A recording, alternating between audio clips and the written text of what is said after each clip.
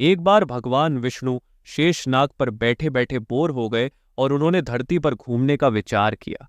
बहुत समय बीत चुका था जब वे आखिरी बार धरती पर आए थे।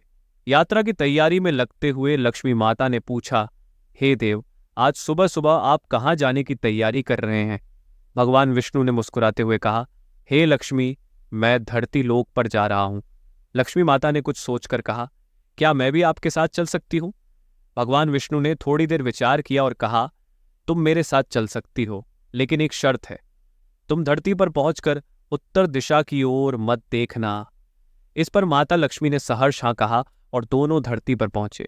सूर्योदय के समय चारों ओर हरियाली और शांति थी। माता लक्ष्मी मंत्रमुग्ध होकर धरती की सुंदरता को देख रही थी।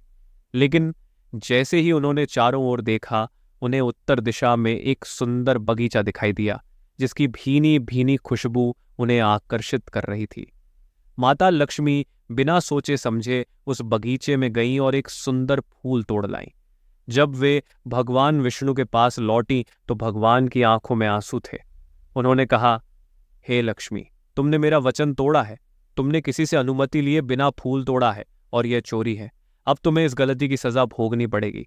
तुम्हें 3 साल तक उस माली के घर में काम करना होगा। उसके बाद मैं तुम्हें बैकुंठ बुलाऊंगा। माता लक्ष्मी ने अपनी भूल के लिए क्षमा मांगी और सिर झुकाकर हामी भरी। वे एक गरीब महिला का रूप धारण करके माली माधव के घर गईं, जो अपने परिवार के साथ एक झोपड़ी में रहता था। माधव ने दयालुता से माता लक्ष्मी को अपने घर में शरण दी और कहा, यदि तुम हमारे साथ रहकर काम कर सकती हो तो आ जाओ। माता लक्ष्मी ने 3 साल तक माधव के घर में काम किया। इस दौरान माधव के खेतों में इतनी फसल आई कि उनकी आर्थिक स्थिति में सुधार हुआ। उन्होंने गाय खरीदी और धीरे धीरे अपनी स्थिति में सुधार करते हुए एक बड़ा घर बनवाया। माधव को विश्वास हो गया कि यह सब माता लक्ष्मी की कृपा है।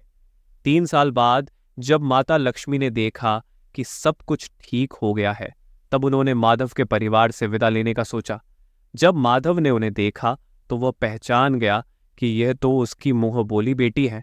उसने माता लक्ष्मी से माफी मांगी और कहा, हे माँ, तुमने हमें इतनी खुशियां दी, हमें माफ कर दो। माता लक्ष्मी मुस्कुराई और बोली, तुम बहुत दयालु हो। मैंने तुम्हें एक वरदान दिया है कि तुम्हारे पास कभी भी धन और खुशियों की कमी नहीं रहेगी। इसके बाद माता लक्ष्मी भगवान विष्णु के पास लौट गईं और माधव का परिवार हमेशा खुशियों से भरा रहा। इस प्रकार भगवान विष्णु और माता लक्ष्मी की यह कथा हमें सिखाती है कि प्रेम, समर्पण और दया का फल हमेशा मीठा होता है।